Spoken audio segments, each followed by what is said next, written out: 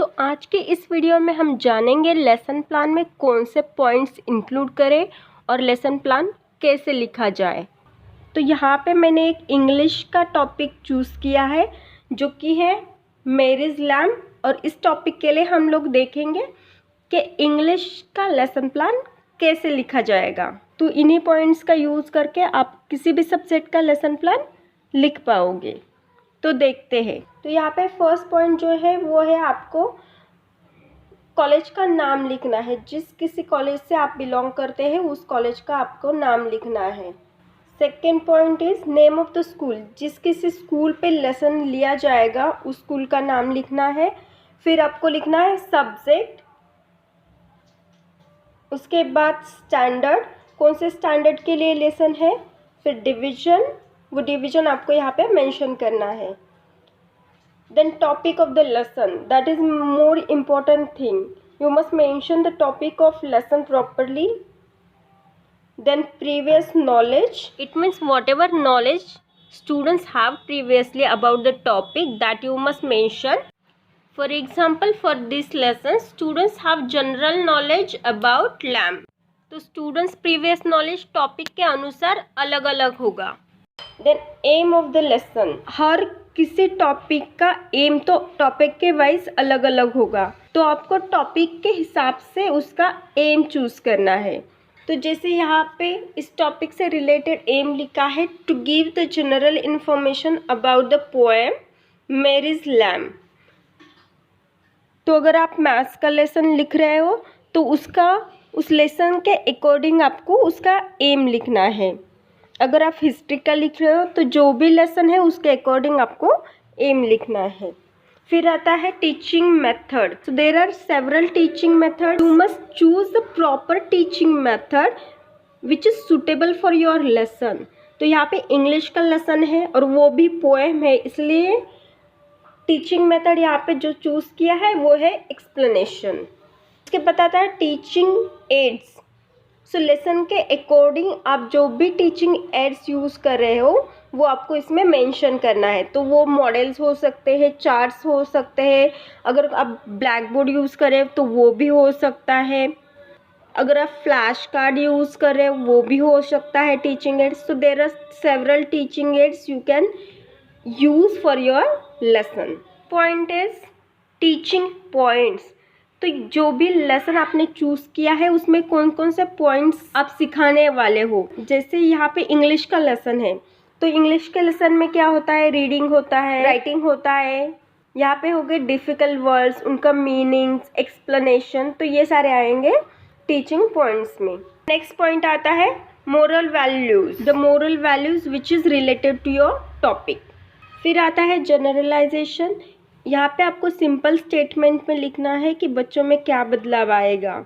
और last point आएगा life skills. तो there are various life skills, among that you must choose any one or two life skills which are related to the topic। तो यहाँ पे life skill में लिया है take care of all kind of animals and birds. अब हम बढ़ते हैं एक्चुअल में लेसन प्लान कैसे लिखना है उस। तो लेसन से जो भी स्किल्स बच्चों में डेवलप होंगे वो हम लिखेंगे स्किल्स कॉलम में, और उसका एक्सप्लेनेशन लिखेंगे हम उसके सामने। तो यहाँ पे टॉपिक के हिसाब से अलग अलग स्किल्स डेवलप हो सकते हैं। जैसे अगर मैथ्स का टॉपिक है तो अरिथमेटिकल स्किल होंगे, उनका प्रॉब्लम सॉल्विंग स्किल डेवलप होगा। तो इस तरह से लेसन के हिसाब से और सब्जेक्ट के हिसाब से आपको स्किल्स चूज़ करने हैं। तो यहाँ पे इंग्लिश का लेसन है तो यहाँ पे नॉलेज जो स्किल है, नॉलेज के अंडर बच्चों में क्या डेवलप होने वाला है, कौन सा स्किल कैसे डेवलप होगा बच्चों का, तो उसका एक्सप्लेनेशन लिखा है। Student read the poem, students spell the words correctly. Second skill is understanding. So from this poem what students are going to understand, at the end of this poem students can tell the meaning of new words. This can comes in the understanding.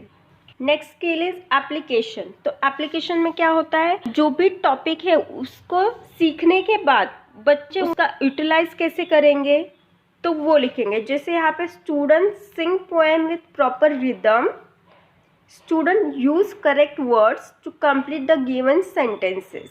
Skill लिखा है student write an essay on his or her पेट। तो marriage lamp ये जो poem है उसको पढ़ने के बाद स्टूडेंट अपने खुद के पेट के बारे में ऐसे लिख सकता है या फिर 5 to 10 सेंटेंस में स्टोरी बना सकता है। तो ये हो गया उसका स्किल। अब आपको इमेजिन करना है अगर आप लेसन लेने जा रहे हो क्लास में तो डायरेक्ट तो लेसन स्टार्ट नहीं करोगे, पहले बच्चों का माइंड सेट करोगे उस लेसन की तरफ, राइट, और फिर उसके बाद लेसन को स्टार्ट करोगे। तो टॉपिक के और बच्चों का मन खींचने के लिए आपको कुछ तो इंट्रोडक्टरी क्वेश्चंस पूछने होंगे या फिर कुछ स्टोरी बतानी होगी या फिर कुछ इन्फॉर्मेशन देनी होगी। तो इस प्रकार से आपको क्या करना है, बच्चों का इंट्रैक्शन पहले कलेक्ट करना है और फिर उसके बाद लेसन को स्टार्ट करना है। तो इंट्रोडक्टिव पार्ट में आप क्या करोगे, क्वेश्चन पूछोगे या फिर स्टोरी बताओगे या फिर इन्फॉर्मेशन बताओगे। जो कुछ भी आप करोगे वो आपको पहले यहाँ पे मेंशन करना होता है। तो यहाँ पे फिर लेसन प्लान में 3 कॉलम्स बनते हैं। तो पहला कॉलम जो है वो है content column, then teachers activity and third column is student activity. तो इस प्रकार से 3 कॉलम में आपको आपका लेसन नोट लिखना है। यहाँ पे इंट्रोडक्टरी क्वेश्चंस पूछे हैं, यहाँ पे टीचर चार्ट पेपर दिखा के कुछ क्वेश्चंस पूछते हैं और चार्ट पेपर पे उन्होंने ये पिक्चर दिखाया है।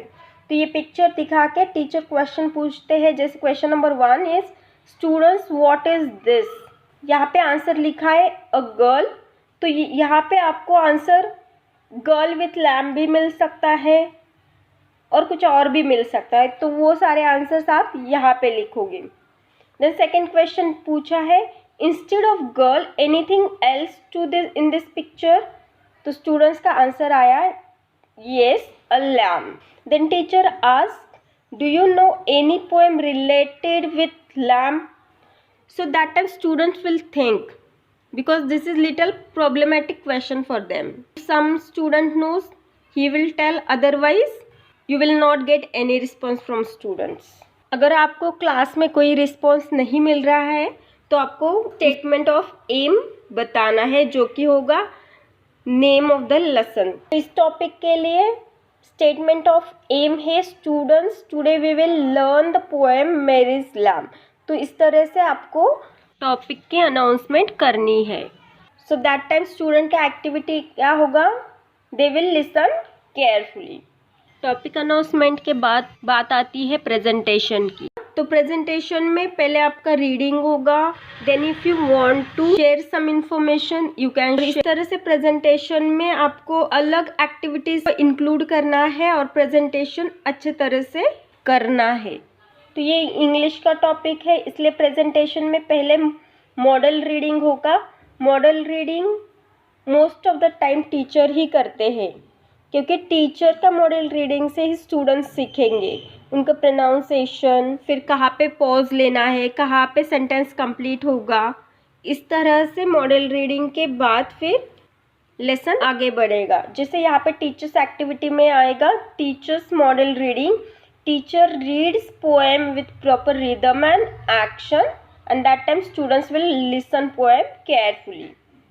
Model reading के बाद होगा loud reading. Teacher ask any one student to read poem. Teacher write new words on blackboard and pronounce it and ask students to repeat. Loud reading के बाद teacher is asking to repeat the new words. That time student follow the instructions of teacher. तो first column में यहाँ पे आप जो भी content आप ले रहे हो उसके बारे में यहाँ पे लिखना है।